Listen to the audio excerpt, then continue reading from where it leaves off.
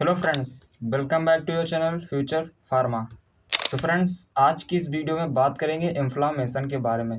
जैसे कि आपने थंबनेल देख ही लिया होगा।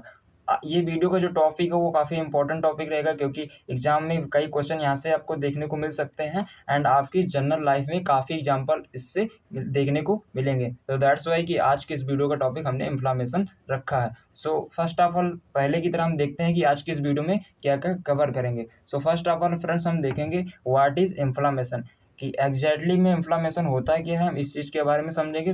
देन हम ये समझेंगे कॉजेज ऑफ इन्फ्लामेशन, कि कौन कौन से कारण हैं जिसकी वजह से इन्फ्लामेशन होता है।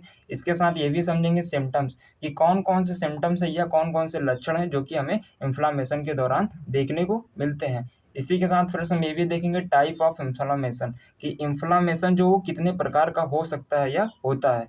इसी के साथ लास्ट में हम देखेंगे ट्रीटमेंट, कि कौन कौन से ट्रीटमेंट है जो कि बेसिकली इन्फ्लामेशन की प्रोसेस या इन्फ्लामेशन के दौरान हमें लेने चाहिए। तो इन सारी पॉइंटों पे फ्रेंड्स आज की इस वीडियो में हम डिटेल में बात करेंगे। तो इससे पहले आपसे रिक्वेस्ट है कि आप इस चैनल पर अगर नए हैं तो चैनल को सब्सक्राइब कर लीजिएगा, क्योंकि इस चैनल पे हम मेडिकल से रिलेटेड, हेल्थ से रिलेटेड, मेडिसिन से रिलेटेड जानकारी लाइक वीडियो आपके लिए लाते रहते हैं। तो फ्रेंड्स, वीडियो को हम करते हैं स्टार्ट एंड आप सब्सक्राइब कर लीजिए हमारे चैनल को। So friends, first of all हम समझते हैं इन्फ्लामेशन एग्जैक्टली होता क्या है। तो इन्फ्लामेशन बेसिकली एक प्रकार का रिस्पॉन्स होता है जो हमारी बॉडी शो करती है against foreign particle.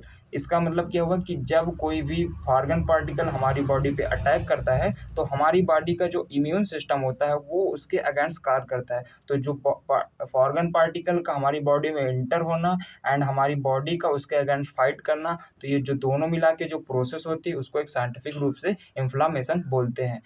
Common life में एग्जांपल की बात करें तो जैसे कि आपकी बॉडी पे कोई भी अटैक करता है या आपकी किसी से लड़ाई होती है, तो आप क्या करते हैं, उसके अगेंस्ट उसको मारने का प्रयास करते हैं या कुछ भी प्रोसेस एक्टिविटी करते हैं ना। तो वो जो आपकी एक्टिविटी हुई एंड उसका जो आपके ऊपर अटैक हुआ, तो ये जो दोनों बीच की जो प्रोसेस हुई, तो वो प्रोसेस जो है इन्फ्लामेशन है। इसी तरह बॉडी भी, हमारी बॉडी क्या करती है कि जैसे भी कोई बैक्टीरिया हो गया, कोई इन्फेक्शन या कोई इंजरी हुई, तो उसके अगेंस्ट हमारा जो इम्यून सिस्टम होता है वो एक्टिवेट होता है एंड उसके अगेंस्ट फाइट करता है। तो ये जो दोनों मिला के प्रोसेस हुई, इसको बेसिकली इन्फ्लामेशन बोल देते हैं। मुझे उम्मीद है इन्फ्लामेशन के आपको क्लियर होगा। इन्फ्लामेशन बेसिकली नेचुरल प्रोसेस होती है जो हमारी बॉडी के द्वारा शो की जाती है। क्या होता है कि जब हमारी बॉडी में कोई इंजरी हो जाती है, कहीं पे कट लग जाता है, कहीं पे चोट लग जाती है, कहीं पे इन्फेक्शन हो जाता है, या कोई भी ऐसा फॉरेन पार्टिकल जो हमारी बॉडी को हार्म करता है, तो उसके अगेंस्ट बेसिकली हमारी बॉडी रिस्पॉन्स शो करती है। तो ये बेसिकली होता है इन्फ्लामेशन। इन्फ्लामेशन में होता क्या है कि जैसे कि आपको कोई इंजरी हुई या इन्फेक्शन हुआ, तो जैसे ही वो ट्रीट हो जाता है या जैसे ही हमारी बॉडी से फाइट करके उसको किल कर देती है या उसे मार देती है, तो उसके बाद बेसिकली इन्फ्लामेटिक जो रिस्पॉन्स होता है या जो प्रोसेस होती है वो ख़त्म हो जाती है। तो मुझे उम्मीद है इन्फ्लामेशन के आपको ईजिली क्लियर हुआ होगा।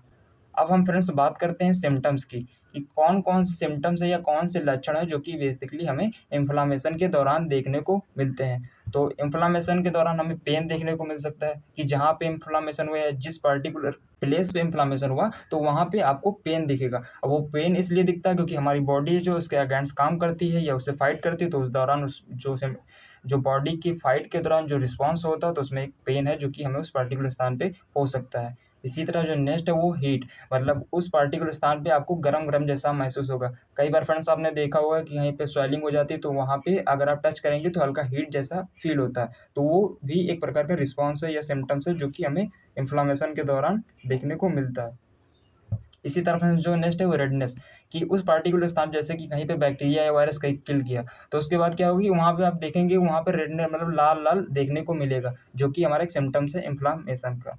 इसी तरह फ्रेंड्स जो नेक्स्ट है वो है स्वेलिंग, कि उस पार्टिकुलर स्थान पे स्वेलिंग हो जाएगी जहाँ पे वो कोई भी कॉज़ हुआ, कोई इंजरी हुई है, बैक्टीरिया जो भी कारण हुआ है जिसकी वजह से वहाँ पे स्वेलिंग भी देखने को मिलेगी, जो कि हमें इन्फ्लेमेशन के दौरान देखने को मिलती है। जैसे कि आप इमेज में देख पा रहे हैं, यहाँ पे क्या है, कोई भी बैक्टीरिया कुछ इन्फेक्शन चीज़ हुई है जिसकी वजह से क्या हुआ है कि हमें यहाँ पे स्वेलिंग हो गई। तो ये भी एक सिम्पटम्स है जो कि हमें इन्फ्लेमेशन के दौरान देखने को मिलता है। लॉस ऑफ फंक्शन, कि हो सकता है उस पार्टिकुलर स्थान पे हमारी बॉडी का कोई रिस्पॉन्स ना हो पा रहा। जैसे कि कई बार क्या होता है, कोई भी वायरस या कुछ भी भी इंटर होता है तो हमारी फिंगर वगैरह जब देखा होगा आपने, वहाँ पे स्वेलिंग आ जाती है, फिर वहाँ से हमारा रिस्पॉन्स ही नहीं सो पाता, मतलब वो पर्टिकुलर जो फिंगर वो काम ही नहीं करती। तो ये भी एक बेसिकली सिम्टम्स है जो कि हमें इन्फ्लामेशन के दौरान देखने को मिलता है। तो फ्रेंड्स मुझे उम्मीद है कि क्या क्या लक्षण होते हैं जो कि हमें इन्फ्लामेशन के दौरान देखने को मिलते हैं, आपको ईजिली क्लियर हुआ होगा। अब हम फ्रेंड्स बात करते हैं इसके साथ ही कि कौन-कौन से बेसिकली कॉजेज़ होते हैं या कौन-कौन से कारण होते हैं जिसकी वजह से इन्फ्लेमेशन होता है। तो there are lot of reason, मतलब बहुत सारे रीज़न होते हैं जिनकी वजह से बेसिकली क्या है, इन्फ्लेमेशन देखने को मिलता है। तो उसमें पहला है फिजिकल फैक्टर। फिजिकल का फैक्टर मतलब हमारी बॉडी के बाहर साइड ये फैक्टर हैं जो कि कॉज़ करते हैं इन्फ्लेमेशन को। तो उसमें पहला जो है बर्न, मतलब कि आप कहीं पे अगर जल जाते हैं तो उस दौरान भी हमें इन्फ्लेमेशन देखने को मिलता है। यहाँ पे क्या होता है कि जैसे कि आप इमेज में देख पा रहे हैं, यहाँ पे क्या जल गए, तो यहाँ पे आपको पेन भी होगा, यहाँ पे आपको रेडनेस जैसी भी देखने को मिलेगा। तो ये भी क्या है, एक रिस्पॉन्स है एंड हमारी बॉडी इसको ट्रीट करने का पूरा प्रयास करेगी। इसी तरह जो नेक्स्ट फैक्टर है ड्रामा। इसी की तरह जो नेक्स्ट फैक्टर है वो है रेडिएशन। मान लीजिए कि आप किसी भी रेडिएशन के कांटेक्ट में आ गए तो वो रेडिएशन भी कॉज करेगा इन्फ्लामेशन को, जो कि एक हमारा फिजिकल फैक्टर है। डिफरेंट टाइप की जो हमारी रेज होती है, जैसे रेडियो एक्टिव रेज हो गई, उनके कांटेक्ट में आप आते हैं तो देखा होगा कि आपकी वहाँ पे रेसेस निकलने लगेंगे, दाने जैसे चीज़ें वहाँ पे देखने को मिलेंगी, जो कि एक हमारी इन्फ्लामेटरी रिस्पॉन्स है जो हमारी बॉडी शो करती है। तो ये बेसिक फिजिकल फैक्टर थे। अब इसी के साथ हम देख लेते हैं अदर फैक्टर। तो उसमें दूसरा जो फैक्टर है वो बायोलॉजिकल फैक्टर है। बायोलॉजिकल का मतलब कि कुछ हमारे जीवाणु होते हैं या कुछ वायरस होते हैं जिनकी वजह से इन्फ्लामेशन कॉज होता है। तो उसमें पहला है बैक्टीरिया इन्फेक्शन।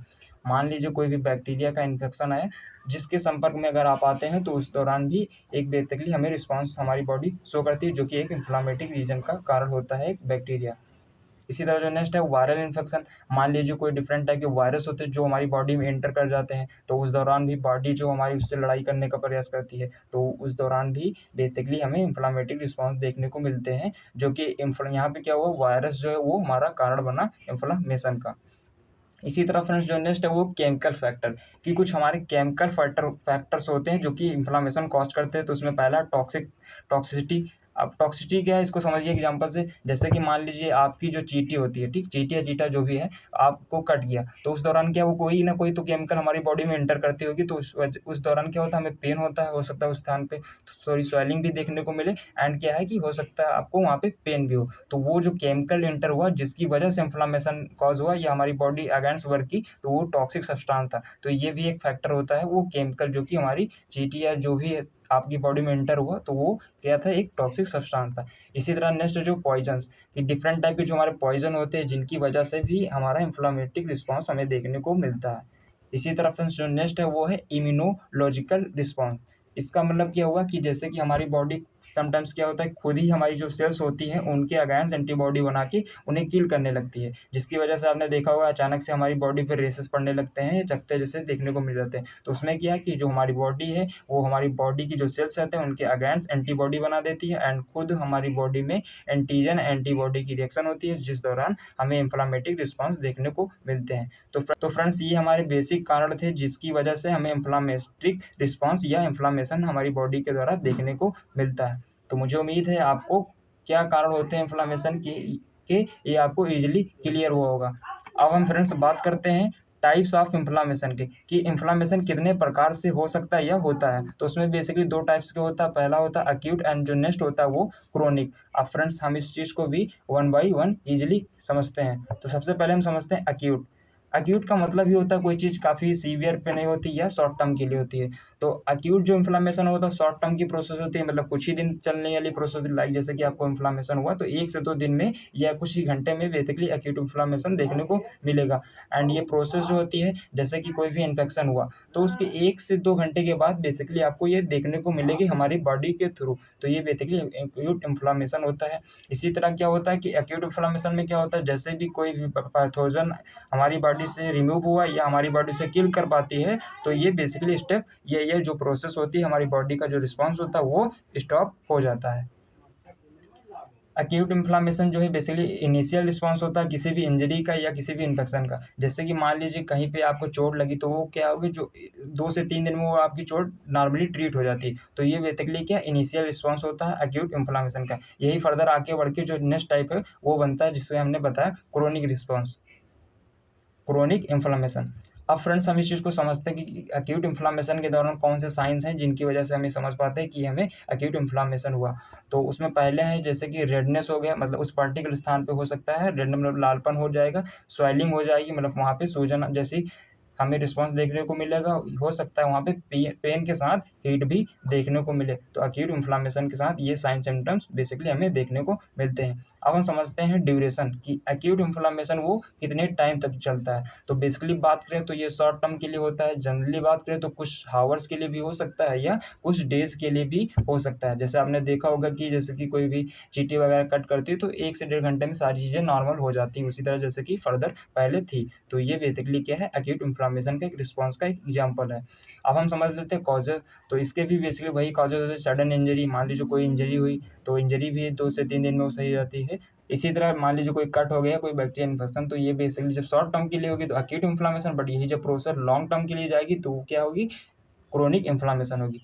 मुझे उम्मीद है फ्रेंड्स आपको एक्यूट इन्फ्लामेशन ईजिली क्लियर हुआ होगा। अब हम इसी तरह देखते हैं नेक्स्ट जो कि है क्रोनिक इन्फ्लामेशन। अब क्रोनिक इन्फ्लामेशन का मतलब जैसे कि आपको पता हो क्रोनिक नाम से हो सकता है आप पहले ही परिचित हो, फिर भी नहीं है तो समझिए। क्रोनिक इन्फ्लामेशन क्या है कि काफ़ी लॉन्ग टर्म तक चलने वाली प्रोसेस होती है। क्या होता है इसमें, जो हमारी बॉडी है वो काफ़ी लॉन्ग टर्म तक फाइट करती रही उस पर्टिकुलर इंजरी या रिस्पॉन्स जो भी है जिसकी वजह से हुआ है, तो वो काफ़ी लॉन्ग टर्म तक हमारी बॉडी उसके अगेंस्ट वर्क करती रहती, जिसकी वजह से ये जो क्रोनिक इन्फ्लामेशन के दौरान जो प्रोसेस होती है वो काफ़ी लॉन्ग टर्म चलती रहती। हो सकता है 1 से 2 साल भी लग सकते हैं। जनरली क्या है कि 2 से 4 मंथ या उससे ज़्यादा मंथ भी लग सकते हैं। इसी तरह के कुछ हमारे और भी फैक्टर होते हैं जो कि हमारी क्रोनिक इन्फ्लामेशन को इंक्रीज कर देते हैं। तो उसमें कौन-कौन से फैक्टर हैं हम उस चीज़ को भी समझते हैं। तो उसमें पहला है ओल्ड एज। मान लीजिए आपकी उम्र काफ़ी ज़्यादा होगी तो कोई भी जो नॉर्मल प्रोसेस होगी वो काफ़ी लॉन्ग टर्म तक जाएगी, जिससे कि क्रोनिक इन्फ्लामेशन कॉज़ होगा। इसी तरह जो नेक्स्ट है वो ओबेसिटी। ज़्यादा मोटापा होना भी क्या है, एक इन्फ्लामेशन की जो प्रोसेस होती है वो काफ़ी लॉन्ग टर्म तक जाती है, जिसकी वजह से बेसिकली क्रोनिक इन्फ्लामेशन होता है या लॉन्ग टर्म तक चलती है, जिसकी जो कि एक कारण होता है क्रोनिक इन्फ्लामेशन का। इसी तरह जो नेक्स्ट है वो स्मोकिंग। मान लीजिए आप धूम्रपान करते हैं तो जिसकी वजह से जो नॉर्मल चीज़ें होती है वो उस लेवल पे वर्क नहीं करती, हमारी बॉडी उतना रिस्पॉन्स नहीं शो कर पाती, तो ये जो प्रोसेस होती है वो काफ़ी लॉन्ग टर्म तक जाती है, जिसकी वजह से क्रोनिक इन्फ्लामेशन हो जाता है। हम समझ लेते हैं कुछ डिजीज़ जो कि बेसिकली हमारी क्रोनिक इन्फ्लामेशन के अंदर आती है या जिन्हें क्रोनिक इन्फ्लामेशन माना जाता है। तो उसमें पहली है अस्थमा। आपने जनरली सुना होगा या देखा होगा कि जो अस्थमा के केस के जो पेशेंट होते हैं वो क्या है, लॉन्ग टर्म तक अस्थमा से पीड़ित रहते हैं, या जो अस्थमा होता है उनमें लॉन्ग टर्म तक देखने को मिलता है, और जो अस्थमा होता है एक प्रकार का क्रोनिक रिस्पॉन्स ही होता है। इसी तरह जो नेक्स्ट है शुगर, जो कि इंग्लिश में बोलते हैं डायबिटीज़। डायबिटीज़ के जो पेशेंट होते हैं उनमें भी आपने देखा होगा कि वो काफ़ी लॉन्ग टर्म तक डायबिटीज़ से ग्रसित रहते हैं, वो जल्दी ट्रीट नहीं होते, जो कि एक क्रोनिक इन्फ्लामेशन ही है। इसी तरह जो नेक्स्ट डिजीज़ है वो है कैंसर। कैंसर भी एक प्रकार की क्रोनिक इन्फ्लामेशन के अंदर आता है, या इसे क्रोनिक इन्फ्लामेशन भी माना जाता है। इसी तरह फ्रेंड्स जो नेक्स्ट है वो ट्यूबरक्लोसिस, जिसको हिंदी में, जिससे शॉर्ट टर्म में टीबी बोला जाता है। तो ये जो हमारी कुछ बीमारी है जिनको क्रोनिक इन्फ्लामेशन माना गया है या इन्हें क्रोनिक इन्फ्लामेशन माना जाता है। तो फ्रेंड्स आज की इस वीडियो में हमने ईज़िली समझ लिया इन्फ्लामेशन क्या होता है, क्या कारण होते हैं, क्या सिम्पटम्स होते हैं, इसके साथ कितने टाइप का होता है। इन सारी चीज़ों को आज की इस वीडियो में हमने डिटेल में और अच्छी तरीके से समझ लिया। मुझे उम्मीद है ये टॉपिक आपको ईज़िली क्लियर हो गया होगा। एंड ये वीडियो अगर आपको पसंद है तो वीडियो को लाइक करिएगा, एंड चैनल पे एक बार नए हैं तो आप चैनल को सब्सक्राइब कर लीजिएगा। एंड इस वीडियो के रिगार्डिंग अगर आपका कोई भी डाउट है तो वो हमें कमेंट सेक्शन में पूछ सकते हैं, एंड नेक्स्ट वीडियो का क्या टॉपिक रहेगा वो हमें कमेंट में सजेस्ट कर सकते हैं। Thank you so much for watching this video.